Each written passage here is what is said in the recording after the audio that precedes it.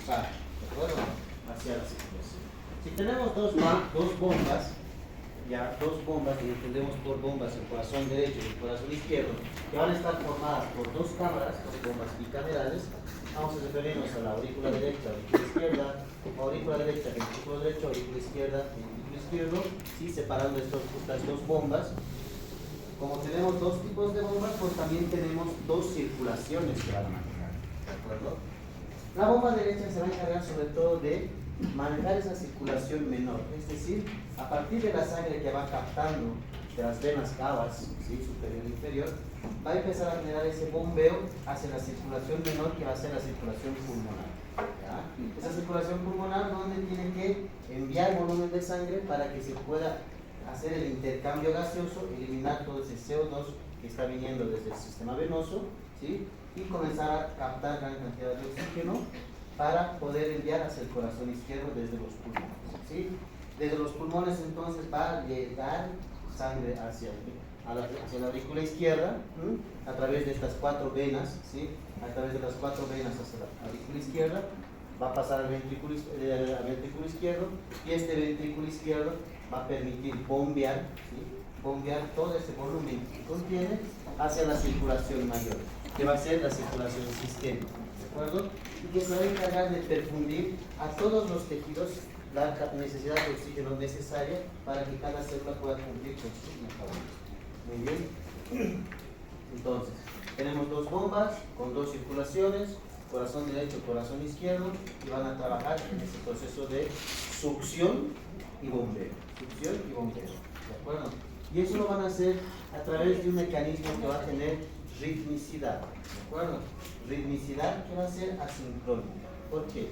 Porque vamos a tener a las aurículas contraídas mientras que los ventrículos se relajan, y luego ventrículos contraídos cuando las aurículas se relajan. Y tiene que haber ese proceso para poder precisamente producir ese bombeo, ¿sí? Bombeo. ¿En qué momento se produce la succión del volumen de sangre? Cuando se genera la relajación. Y vamos a ver cómo se genera ese proceso de relajación, generando un vacío, lo que va a hacer que prácticamente el ventrículo chupe sangre, ¿sí? Chupe sangre y luego lo pueda bombear, ¿de acuerdo? Por eso succiona y bombea. Muy bien. Dos bombas bicamerales. ¿Qué más tenemos? Ritmicidad cardíaca va a ser automática, ¿de acuerdo? Va a ser automática y vamos a ir viendo las características. Muy bien. Pero a ver, para entender mejor el funcionamiento del corazón, vayamos viendo un poco de anatomía, recordando un poquito lo que es la anatomía básica del corazón. Tenemos la aurícula derecha, ¿sí?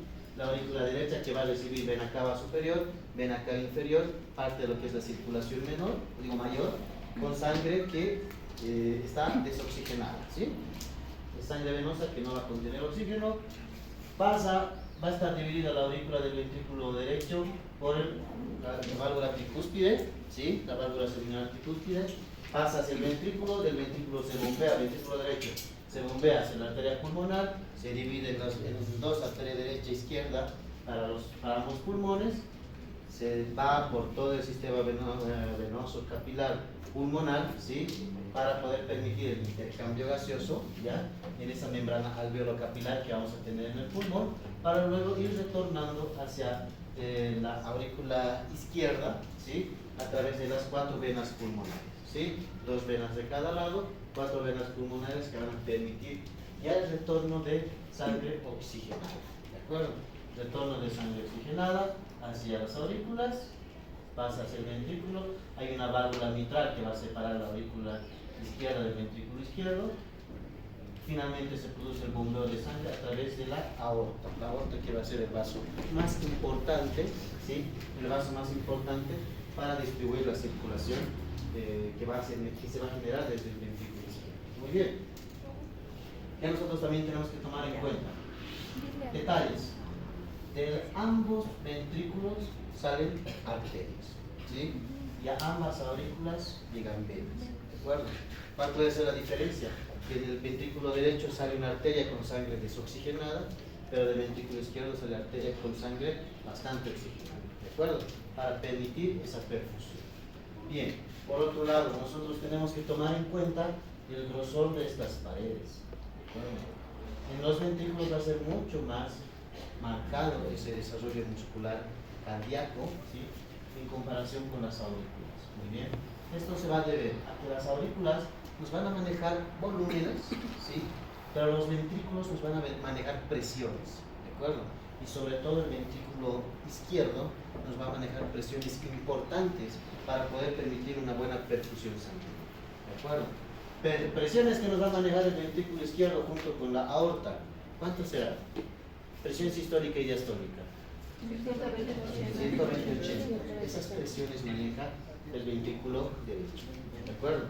Si lo comparas con la presión que maneja la aurícula derecha, ventrículo izquierdo, las presiones que maneja la aurícula derecha es prácticamente de 0 a 8 milímetros de mercurio, ¿sí? Son presiones mínimas las que manejan las aurículas, ¿de acuerdo? Son mucho menores, pero sí los ventrículos tienen un manejo de presiones mucho más importante. El ventrículo derecho maneja presiones de 8 a 20 milímetros de mercurio. Es mucho menor que el ventrículo izquierdo, porque el ventrículo izquierdo tiene una circulación mayor, circulación sistémica, a la que tiene que brindarle esa presión importante para poder facilitar la irrigación de todos los tejidos y permitir que haya una buena distribución de oxígeno, una buena perfusión tisular, ¿de acuerdo? Esa perfusión tisular va a ser dada gracias a esta actividad muscular y este trabajo de presiones que va a tener el ventrículo izquierdo. Muy bien. ¿Qué más tenemos dentro de la anatomía para recordar un poco? Tenemos dentro de las capas una capa endocárdica, una capa pericárdica y una capa epicárdica, ¿de acuerdo? Endocárdica, miocárdica y epicárdica, ¿ya? Epicárdica, ¿de acuerdo? Esta capa miocárdica es la que va a estar bastante desarrollada en los ventrículos. Muy bien. El endocardio va a ser prácticamente una capa endotelial, ¿sí?, porque es un vaso sanguíneo también.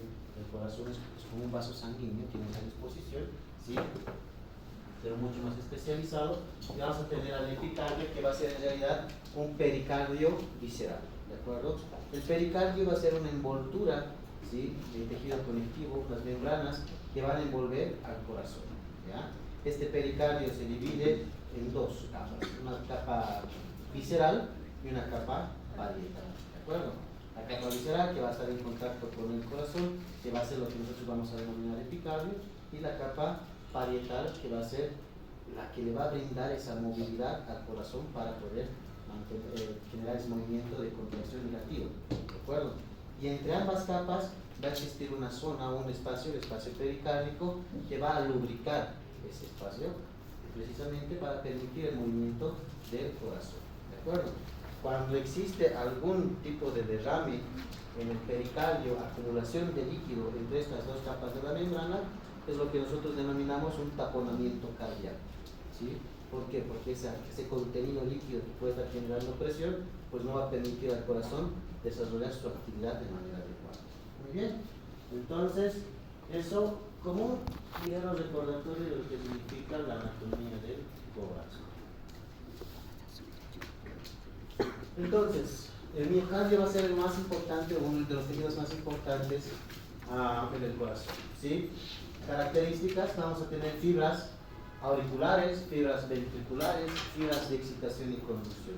Son tejidos que van a estar especializados, ¿de acuerdo? Y van a tener sus diferencias, muy bien. En el caso de las fibras auriculares, ¿qué es lo que nosotros vamos a tener? El impulso va a viajar mucho más rápido, ¿sí?, pero va a producir menos fuerza, ¿de acuerdo? Va a producir menos fuerza. En cambio, en las fibras ventriculares vamos a tener un impulso que viaja un poco más lento, pero sí que tiene una mayor fuerza de compresión, precisamente por la función de manejo de presión. Y obviamente las fibras de excitación y conducción, que nos va a brindar el sistema cardionector del corazón, ¿sí? Ese sistema cardionector que va a ir enviando constantemente el impulso para que se produzca la contracción y el trabajo de, ¿qué es esto? Sístole, diástole, sístole, diástole, sístole, diástole, ¿de acuerdo? Ese trabajo que se va a dar gracias a este sistema cardionector, que va a empezar en el nódulo sinoauricular, nódulo sinosal o sinoauricular, ya, pasa al nódulo auriculoventricular, viaja por las fibras haz de His y fibras de punto, ¿de acuerdo? Entonces de esa manera se distribuye y viaja todo ese impulso eléctrico, y en el nodo auriculoventricular es donde se presenta un retraso, ¿sí? Un retraso, y después recién viaja a los ventrículos, y de esa manera se tiene primero contracción de aurículas y luego contracción de ventrículos. ¿De acuerdo? Gracias a ese retraso que se tiene en el nodo auriculoventricular. Aurículas y ventrículos están separadas por tejido fibroso, ¿sí? Que va a evitar el paso de estas señales eléctricas por cualquier punto. Tiene que pasar siempre por el nodo auriculoventricular, ¿sí? Y eso lo vamos a ver en el sistema cardionector, cómo es las características de este viaje de transmisión eléctrica. Muy bien, ¿qué otras características tenemos del músculo cardíaco? Es estriado, o tiene las características, la disposición de músculo estriado, filamentos de actina y de miosina, que van a formar también estas bandas, ¿de acuerdo? Tiene mayor duración de contracción, ¿sí? Porque tiene mayor capacidad de liberación de calcio desde los túbulos T, ¿sí? Mayor capacidad de esa captación de calcio sarcoplásmico desde los túbulos T, y tiene una disposición reticular, ¿de acuerdo? Va a estar como una disposición de red que va a permitir, que también va a tener uniones en hendidura, y que va a permitir el paso de mayor número de iones a través de las membranas, ¿de acuerdo? Eso va a ser importante para la conducción nerviosa. Después, disposición. Tenemos un subepicárdico, un músculo subepicárdico y un músculo subendocárdico, ¿de acuerdo? Un músculo subepicárdico y el subendocárdico va a estar en contacto con las paredes más interiores del corazón, subepicárdico con las paredes más externas, ¿de acuerdo? Y estas, ¿qué es lo que van a hacer? Van a ser la característica de esta disposición en estas dos capas, que están dirigidas, y su movimiento contráctil va a ser en un lado en un sentido horario, y en el otro lado, o en la otra capa, en sentido antihorario. ¿Qué significa esto? Que van a contraerse en sentido contrario, generando prácticamente que el corazón se exprima. Así es, tal cual. Se va a ir exprimiendo, y de esa manera va a permitir un buen bombeo de sangre. ¿De acuerdo? Esa es la función del corazón. Es por eso que es importante conocer cómo funciona el músculo cardíaco, ¿sí? Y cómo se va a producir este bombeo de sangre desde el músculo cardíaco. Muy bien. ¿Qué tenemos? Otra característica sensible, les decía, hay uniones en hendidura con discos intercalares, ¿sí? Estos son los discos intercalares. Si ustedes se van dando cuenta, es como que se van entrelazando estas fibras, ¿de acuerdo? Se van entrelazando estas fibras, lo que permite una mayor velocidad en el paso de iones y de las señales que necesita este músculo cardíaco para cumplir su función. Muy bien.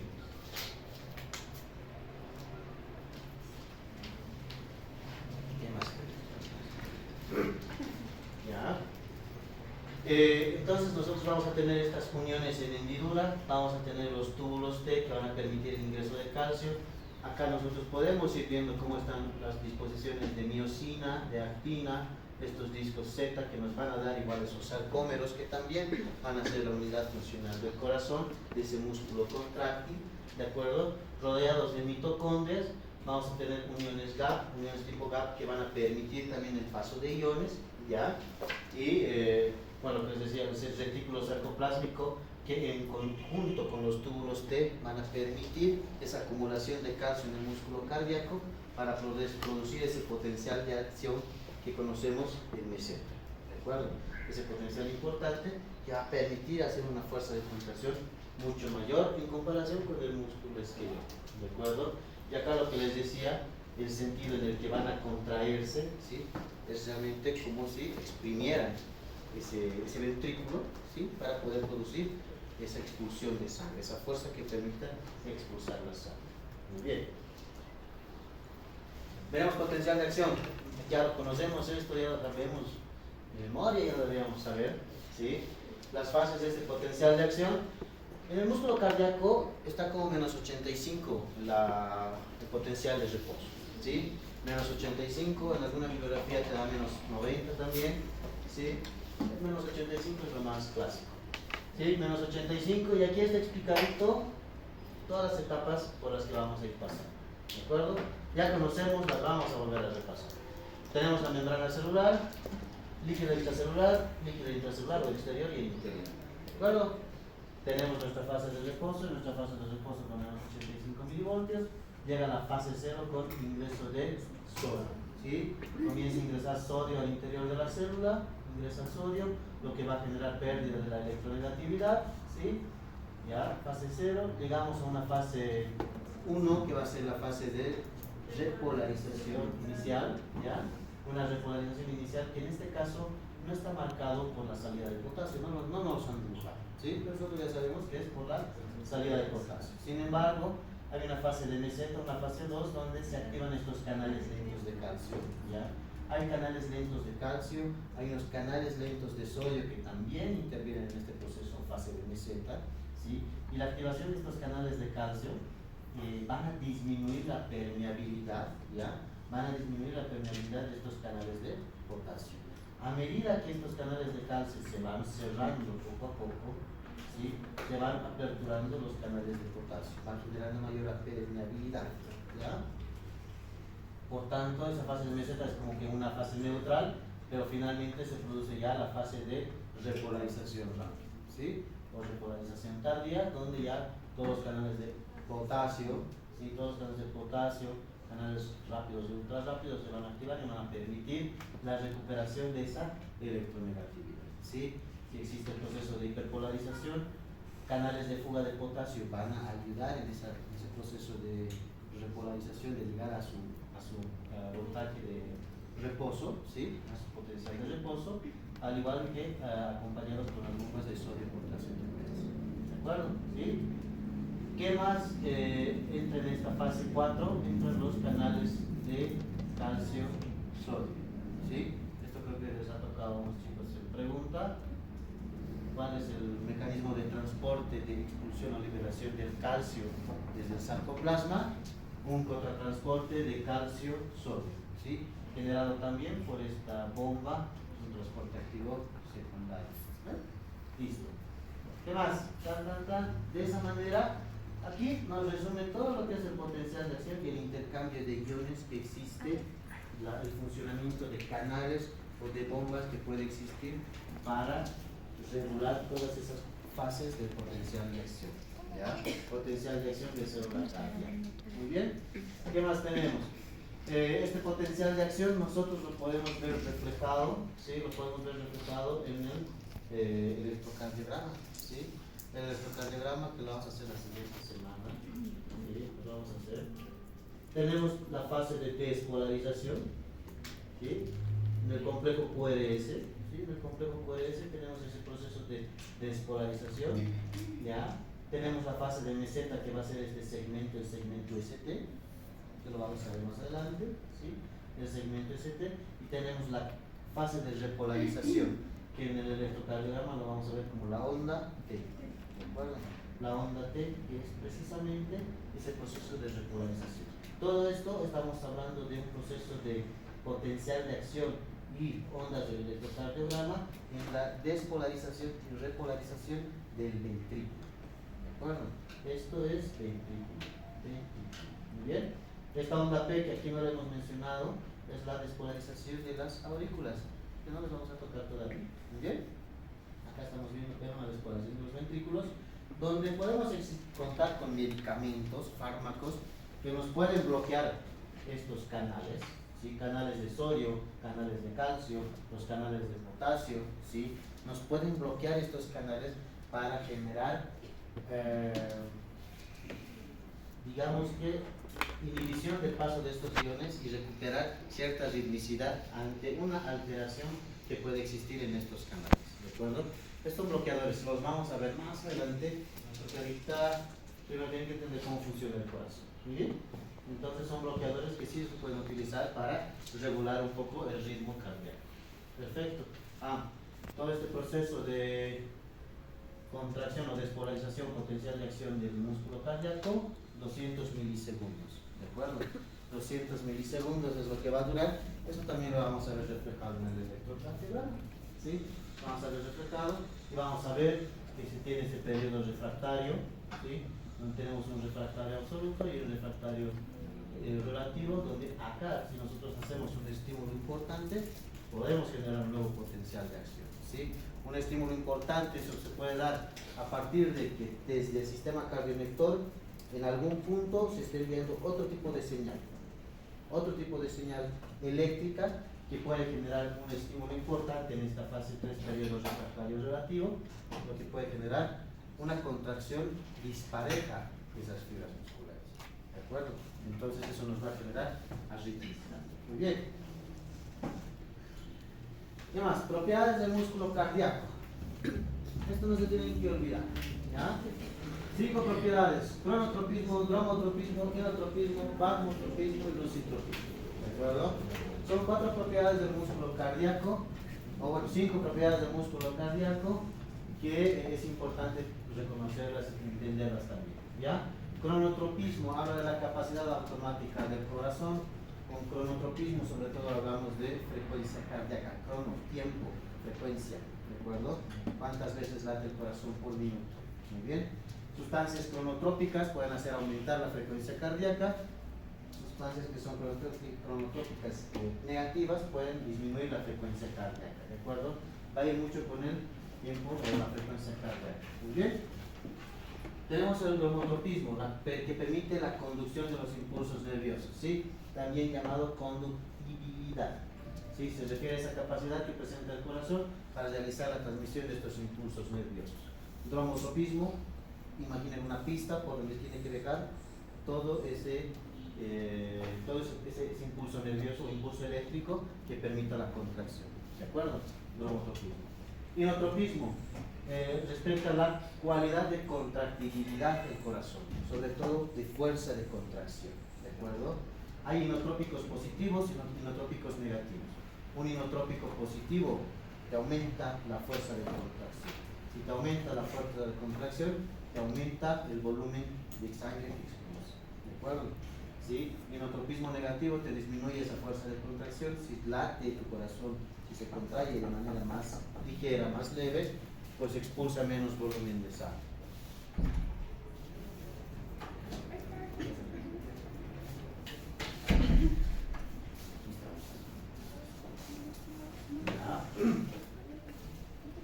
Bien, ¿qué más tenemos? Vagotropismo, ¿sí? Capacidad de excitabilidad del corazón, ¿sí? Esa va a ser la propiedad, sobre todo, de ese sistema cardíaco que va a permitir esa capacidad de excitabilidad, ¿ya? Vagotropismo, la capacidad de excitabilidad de llevar ese impulso eléctrico, ¿ya? Y sobre todo impulso o estímulos externos, ¿de acuerdo? Si nosotros, ese es el principio básico de lo que es la reanimación, cuando con las paletas les pasamos un impulso eléctrico, esa capacidad que permite al corazón captar ese impulso eléctrico externo se llama vagotropismo. Muy bien, la capacidad de excitabilidad del corazón.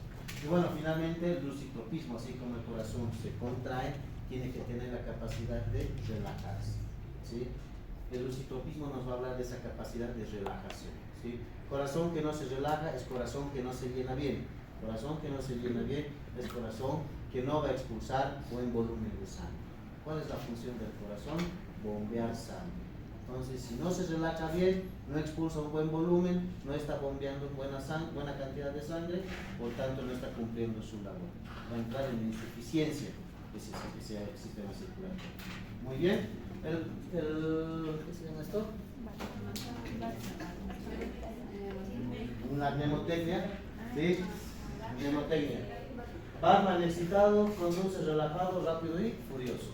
¿De acuerdo?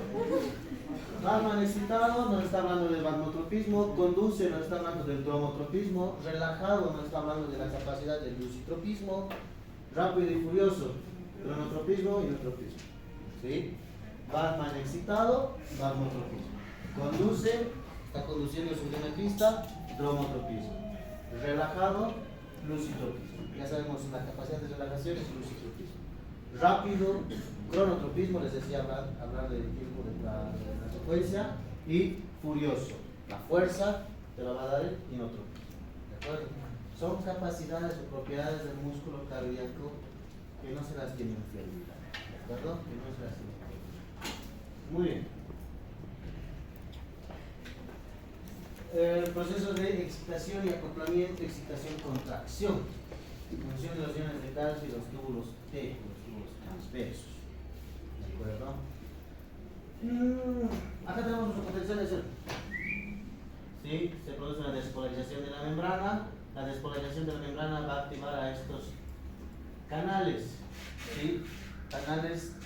calcio, voltaje dependiente. ¿Qué más se llama? Dime tu nombre. ¿En qué? Dependientes de Sí, son canales de calcio dependientes de voltaje. Dihidropiridina. Miren, súper bien. Ya, canales o receptores de hidropiridina, ya, son canales de calcio dependientes de voltaje, canales tipo L o lentos. Ingresa el calcio, va a ir a su receptor de rianodina. Creo que les he preguntado también esto. Receptor de rianodina. ¿Qué son los receptores de rianodina? Son también canales de calcio activados por ligandos. ¿Dónde se encuentran? En el retículo sarcoplásmico. Desde aquí jala o comienza a liberar calcio hacia el sarcoplasma. ¿Sí? Aumenta la concentración de calcio, se produce la contracción. ¿De acuerdo? De esa manera es que se produce ese proceso de excitación-contracción. ¿De acuerdo? Excitación-contracción donde calcio libera más calcio. ¿De acuerdo? Calcio libera más calcio. De esa manera se produce una gran subida de calcio a nivel del sarcoplasma, lo que te permite una contracción mucho más potente, mucho más fuerte. Bueno, después de que se produce el proceso de contracción, ya ha terminado el potencial de acción. ¿Qué es lo que tiene que suceder? Van a venir las bombas cerca 2. Si van a preguntar. Bombas cerca 2, ¿dónde se encuentran? Se encuentran en la membrana del retículo sarcoplásmico. Son unas bombas de ATP dependiente que nos va a permitir la recaptación del calcio hacia el retículo sarcoplásmico. ¿De acuerdo? Nos va a recaptar todo este calcio hacia el retículo sarcoplásmico y vamos a tener en la membrana este intercambiador. Gracias a la bomba de sodio-potasio ATPasa que genera un gradiente de concentración, ¿sí? Vamos a utilizar ese gradiente en favor de intercambiar calcio por sodio, ¿sí? ¿Qué tipo de mecanismo de transporte? Transporte activo secundario, ¿sí? Donde nos liberamos de calcio hacia el exterior de la célula e ingresamos sodio, aprovechando ese gradiente de concentración precisamente que se ha generado. ¿De acuerdo? De esa manera disminuye. ¿Cuál es la función de esto? Disminuir el calcio del sarcoplasma. ¿Cuál es la función de las bombas cerca 2? Disminuir el calcio del sarcoplasma con recaptación al retículo sarcoplásmico. ¿Ves? Así nomás es. Fácil. Se libera del calcio la célula, se produce el proceso de relajación. ¿Sí? Facilísimo. ¿Qué más? Vamos a ir a ver lo que es el ciclo cardíaco.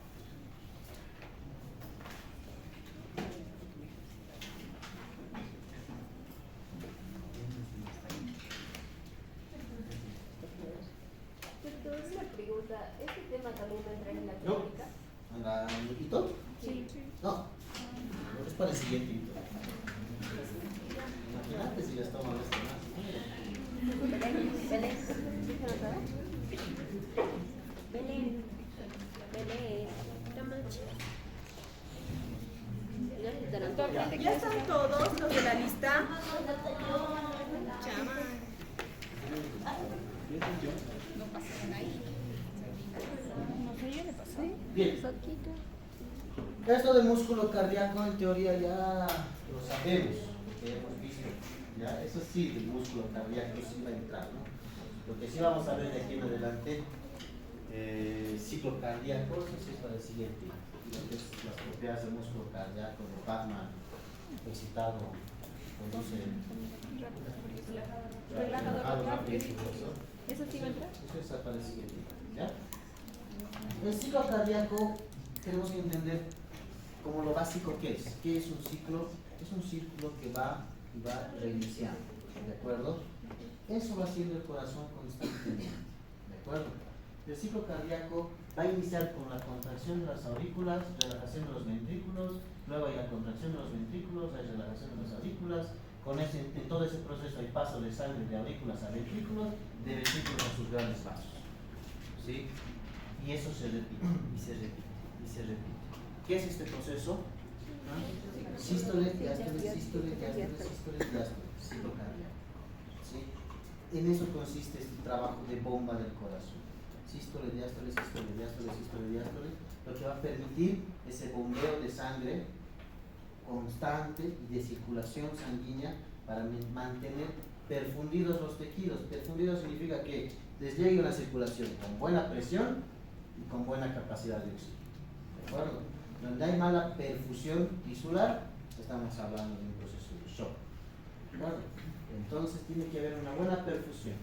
Y en esa perfusión el corazón se cumple un trabajo sumamente importante porque tiene que bombearnos y darnos ese volumen de sangre junto con las presiones correspondientes. Pero las presiones, vamos a ver nosotros que la presión las van a dar los vasos, el sistema circulatorio, pero el volumen nos tiene que dar el corazón. Para darnos un buen volumen tiene que llenarse bien para poder usar un buen volumen, ¿de acuerdo? Es por eso que vamos a tener nosotros en este ciclo cardíaco distintos aspectos.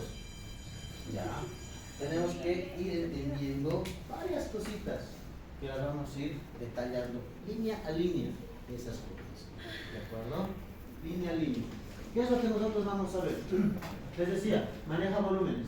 Hay un volumen ventricular, ¿ya? Que nos va a guiar qué cantidad de volumen hay en la diástole, al final de la diástole, en la sístole, vamos a ir viendo, ¿de acuerdo?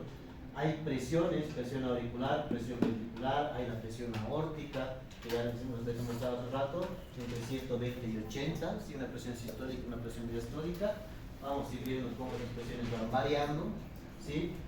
Va a haber el trabajo de las válvulas, ¿sí? El trabajo de las válvulas, que son las que nos van a separar aurículas de ventrículos y grandes vasos, ¿de acuerdo? Nos va a separar esto. Y estas válvulas, ¿sí? Van a cambiar en las presiones y van a producir el cierre de estas válvulas nos van a producir los ruidos, primer ruido, segundo ruido y hasta tercer ruido se puede llegar a producir cuando nosotros auscultamos, lo hacemos con un audiograma del corazón, ¿sí? Cuando nosotros auscultamos vamos a escuchar dos ruidos, ¿sí? Dos ruidos. Cuando escuchamos un tercer ruido es porque hay algún tipo de alteración, ¿ya? ¿Sí? En un fonoaudiograma sí podemos escuchar el tercer ruido de manera normal, ¿de acuerdo? Porque es un fonoaudiograma donde se va a interpretar, se va a poner. Muy bien. El cierre de estas válvulas nos van a producir precisamente estos ruidos, ¿de acuerdo? Lo vamos a ver más allá. Y el trabajo eléctrico del corazón, obviamente, lo vamos a poder interpretar en el electrocardiograma, ¿sí? El electrocardiograma que ustedes lo tienen que saber identificar muy bien, ¿de acuerdo? ¿Qué más vamos a tener? Allá. Fases. Sístole, diástole. Sístole, diástole. Sístole dividida en 3 periodos. Diástole dividida en 3 periodos. Y eso lo vamos a ver también. ¿De acuerdo? Lo vamos a ver también. Bien. Acá nuevamente ese es el recalque de las circulaciones que manejan, el trabajo de bomba que se genera cuando este corazón, cuando este ventrículo se relaja, ¿sí? Lo que genera es un efecto de vacío. Es como en la jeringa, ¿no tienen algo? ¿Una jeringa tienes en bolo?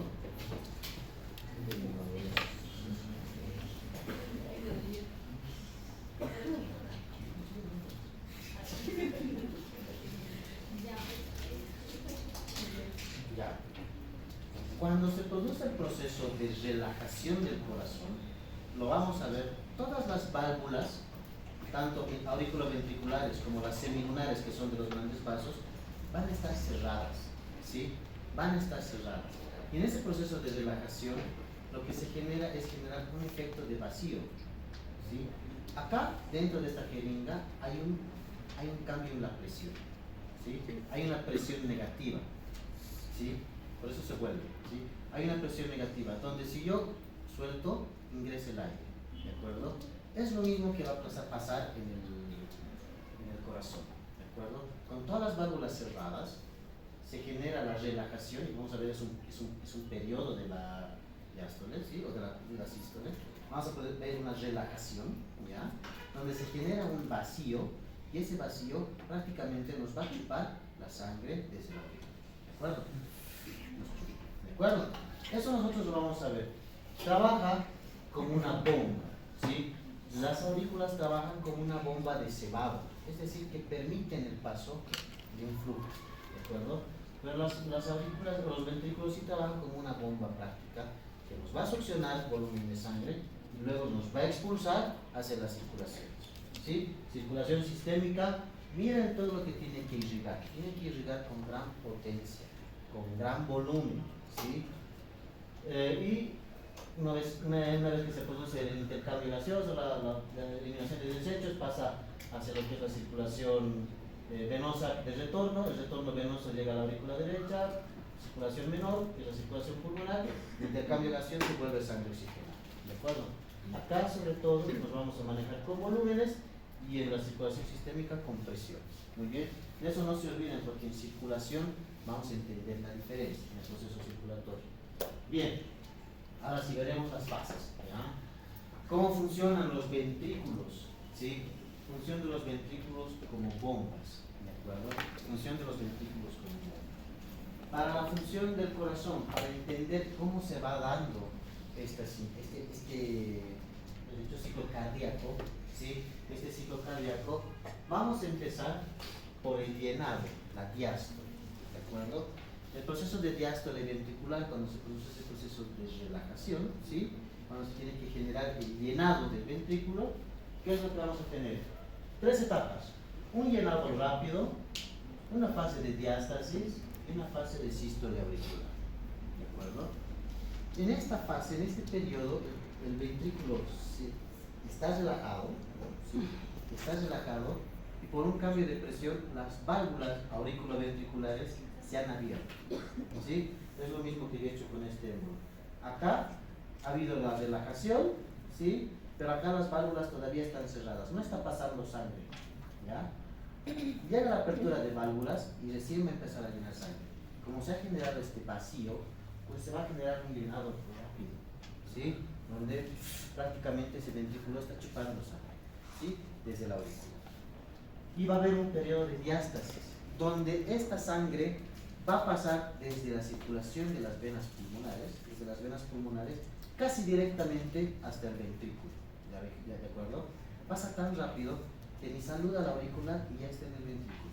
¿De acuerdo? Ese volumen sanguíneo, entre llenado rápido y diástasis, se va a completar en un 80%. ¿Ya?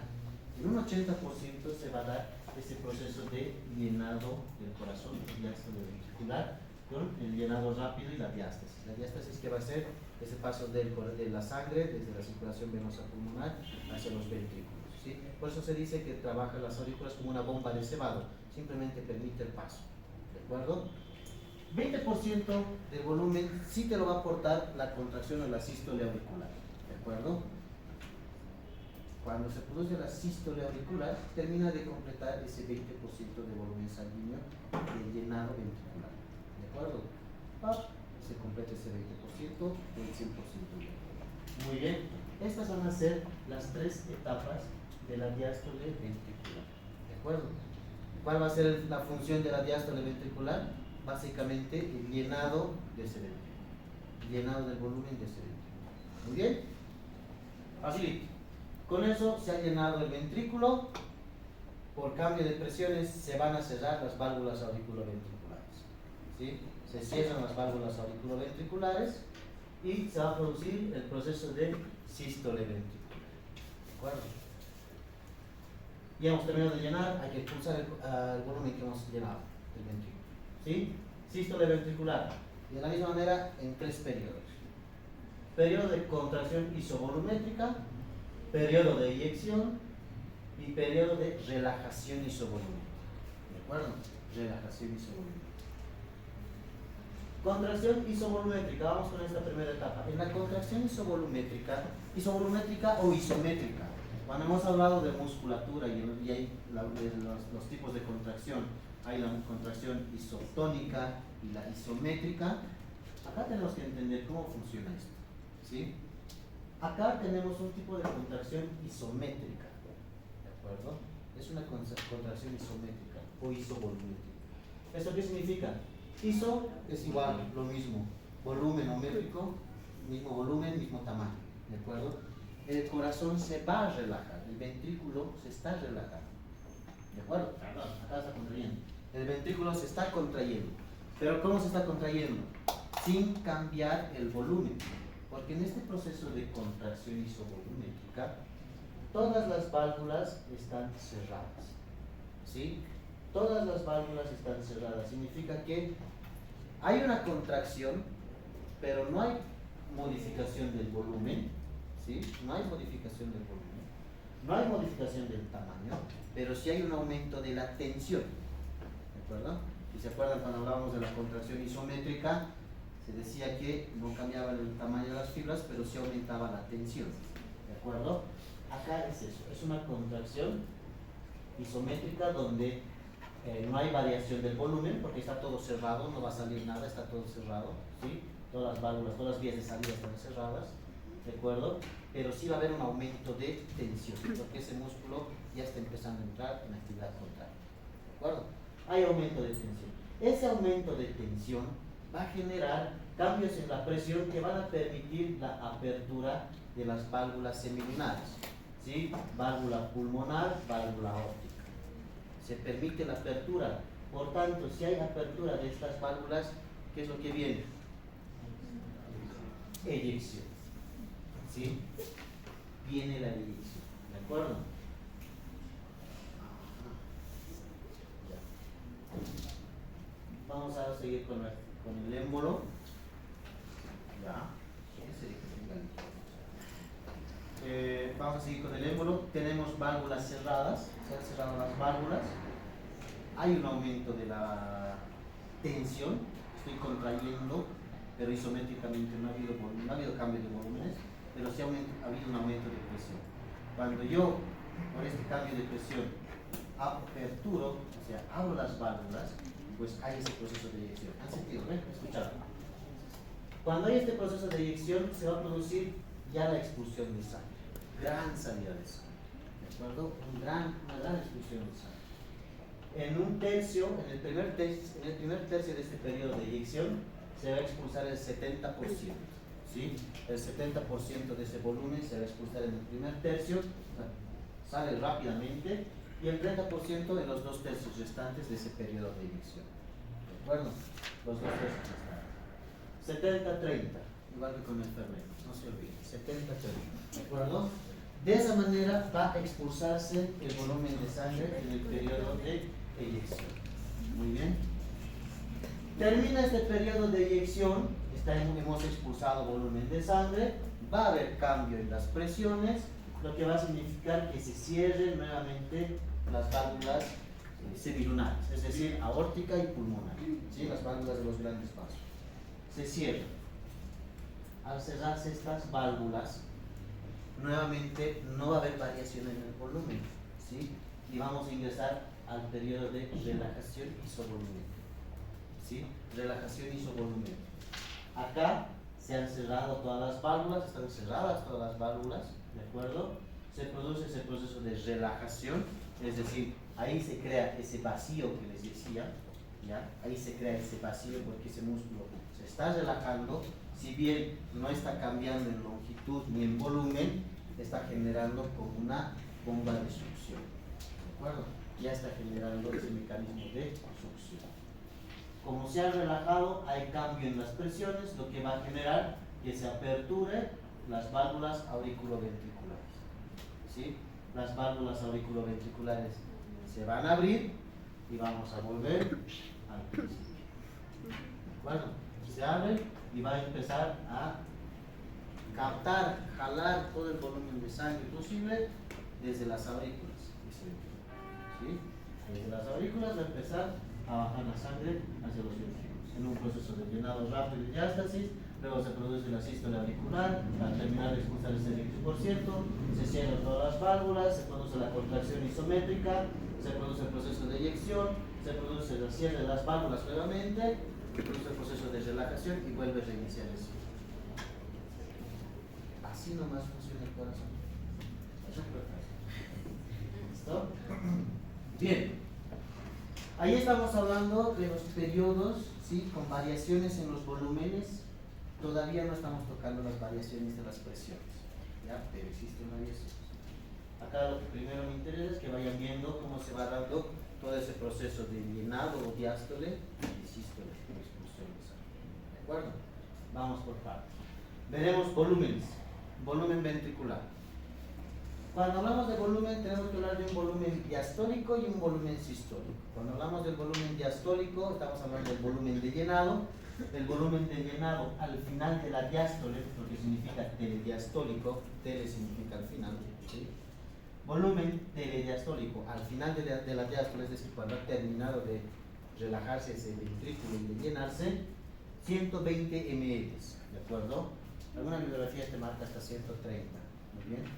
120 ml, el volumen telediastólico, el volumen al final de la diástole, ¿ya? Es el volumen con el que se ha terminado de llenar ese ventrículo. Muy bien. Tenemos otro tipo de volumen, el volumen sistólico. Al volumen sistólico lo podemos entender como volumen telesistólico y el volumen sistólico de eyección o la fracción de eyección de la sístole, ¿sí? Fracción de eyección de la sístole, volumen sistólico de eyección y el volumen telesistólico, es decir, al final de la sístole. ¿De acuerdo? El volumen sistólico va a ser esa fracción de eyección, es precisamente la cantidad de sangre que se expulsa en cada contracción ventricular, ¿sí? En cada contracción sale un volumen, no van a salir los 120 ml, ¿sí? Van a salir 70 ml, ¿de acuerdo? 70 ml, muy bien.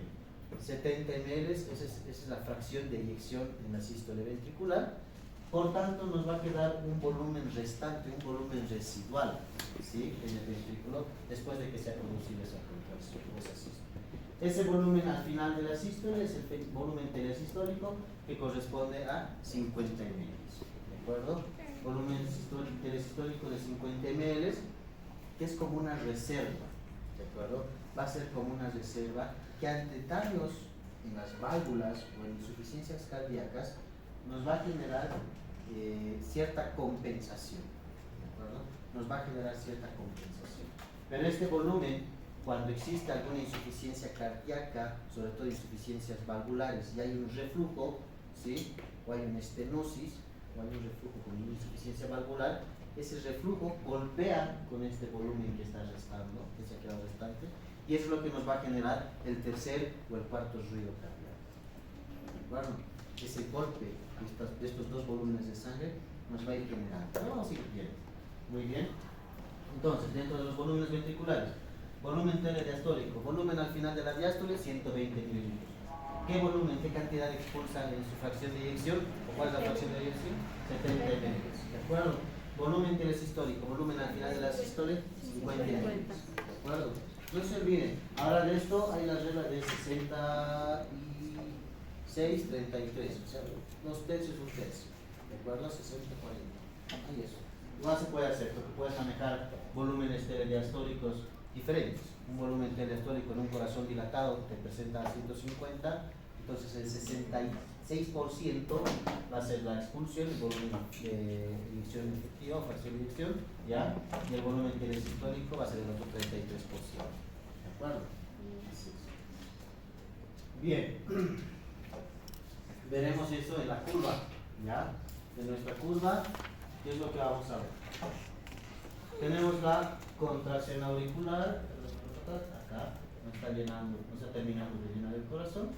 El ventrículo, mejor dicho, no está terminando de llenar el ventrículo.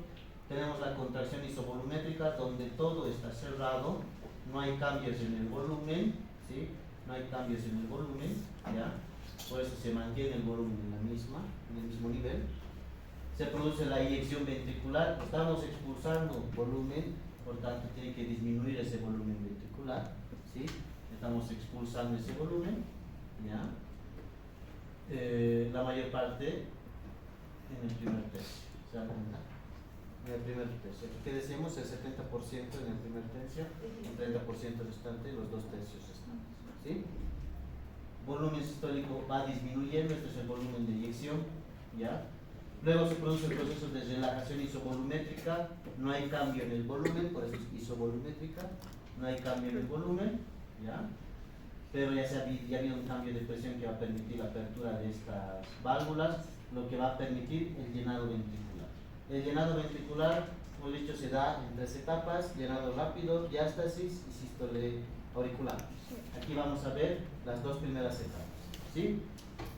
Llenado rápido, diástasis, ¿sí? Llenado rápido, diástasis, finalmente se produce la contracción auricular. Es completar ese 20% más que falta. ¿De acuerdo? Ahí está aumentando ese 20% más del volumen ventricular. Y luego se repite eso. ¿Sí? ¿Cómo lo vemos nosotros en nuestra curva?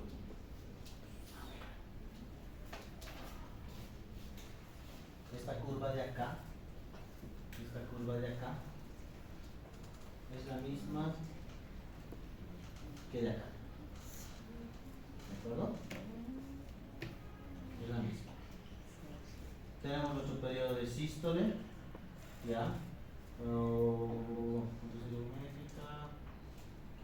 Ya, con nuestra contracción isovolumétrica.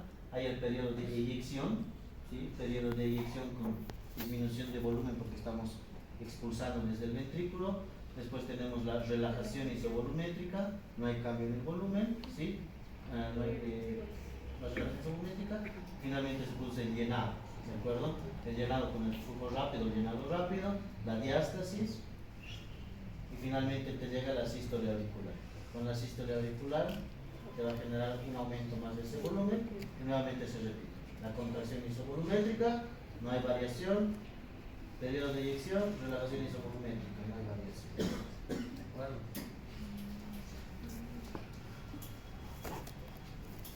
Bien. Acá entendiendo que hay cambio en los volúmenes, ¿sí? Entendiendo que hay cambio en los volúmenes, nosotros ya podemos ir viendo lo que va a ser la presión aórtica, ¿sí? En el preciso momento en el que se produce la apertura de las válvulas, la válvula aórtica, y se produce ese proceso de eyección de sangre, de expulsión, pues va a aumentar la presión de la aorta, ¿sí? La presión aórtica, que estaba en 80, ¿sí? En 80, que justamente es la presión al final de la diástole, una presión diastólica, y va a subir a 120, una presión sistólica, ¿sí? Y a medida que va cambiando el volumen, vamos a ir viendo que va a volver a disminuir. ¿De acuerdo? Todavía no le voy a meter más profundo, pero le vamos a ir hallando lo que significa la presión de la válvula aórtica. Muy bien. ¿Qué más? Ya.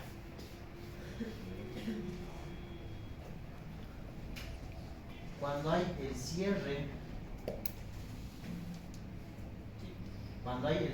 acá de la válvula auriculoventricular, ¿sí? Cuando se está produciendo el proceso de contracción isovolumétrica, cuando ya se ha terminado de llenar el corazón, ¿sí? Cuando estamos aquí, esto es un final, o es un volumen telediastólico, es un volumen al final de la diástole, cuando se ha contraído la aurícula, ¿de acuerdo? Hay un volumen, hay un cambio de presión que va a generar el cierre de la válvula auriculoventricular. Ese cierre de la válvula auriculoventricular, es decir, para que ya no haya un reflujo desde el ventrículo hacia la aurícula, ¿sí? No retorne sangre desde el ventrículo hacia la aurícula, cuando se ha llenado ya el ventrículo, se cierra esta válvula, es cuando se genera el primer ruido, ¿sí? El cierre de la válvula auriculoventricular es lo que escuchamos con el esteto cuando realizamos la audición del corazón. El primer dup-lup. ¿Les han enseñado eso? ¿Dup-lup? Dup-lup, dup-lup, dup-lup, dup-lup. El corazón, ponle tum-tum, tum-tum, tum-tum. Escuchas un primer ruido y un segundo ruido. Ya han escuchado el corazón, ¿no? Un primer ruido, pum-pum, pum-pum, pum-pum, pum-pum, pum-pum. El pum, el primer ruido, va a ser precisamente por el cierre de la válvula auriculoventricular, ¿de acuerdo? El cierre de esta válvula auriculoventricular nos va a generar el primer ruido, ¿de acuerdo? Cuando se cierra esa válvula, se cierra precisamente para que el volumen con el que se ha llenado el ventrículo no retorne a la aurícula. Muy bien. El segundo ruido, ¿dónde va a estar? Cuando se produce la apertura de la válvula auriculoventricular, o más bien dicho, es el cierre de las válvulas semilunares, ¿sí? El cierre de las válvulas semilunares. Cuando se produce el cierre de las válvulas semilunares, que son el cierre de la válvula aórtica y de la válvula pulmonar, ¿sí? Se produce segundo rum, bum, bum, bum, bum, bum. ¿Por qué se cierran estas válvulas? Porque no tiene que retornar sangre desde los grandes vasos, es decir, desde la aorta y desde la pulmonar hacia los ventrículos. Muy bien. Vamos a ir viendo. Válvulas cardíacas, vamos a ver más adelante.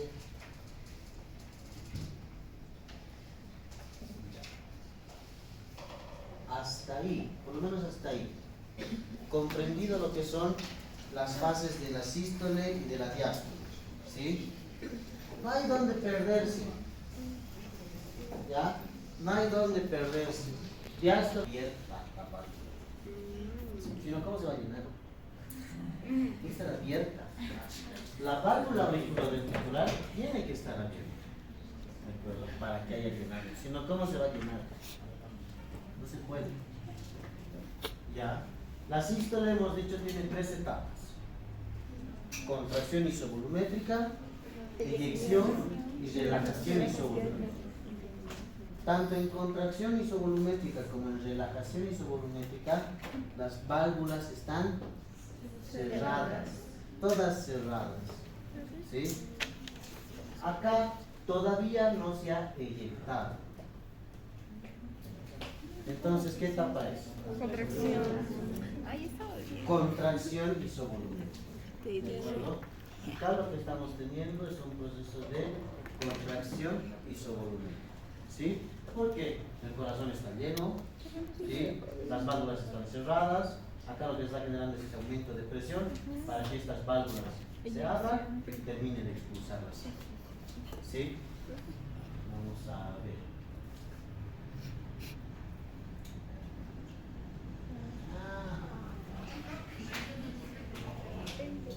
Veremos si logramos ver a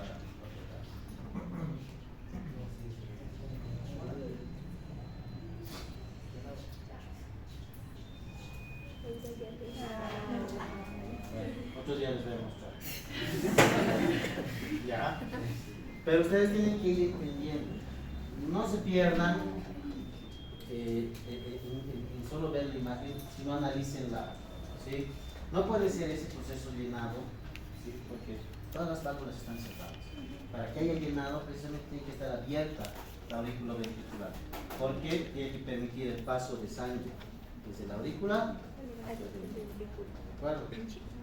Muy bien. ¿Qué más? Y bueno, para saber si es contracción o relajación isovolumétrica, porque en los dos están cerradas las 4 válvulas, ¿qué tenemos que ver? Si se ha eyectado o no se ha eyectado. ¿Vale? Nosotros podemos analizar aparte. ¿Ya?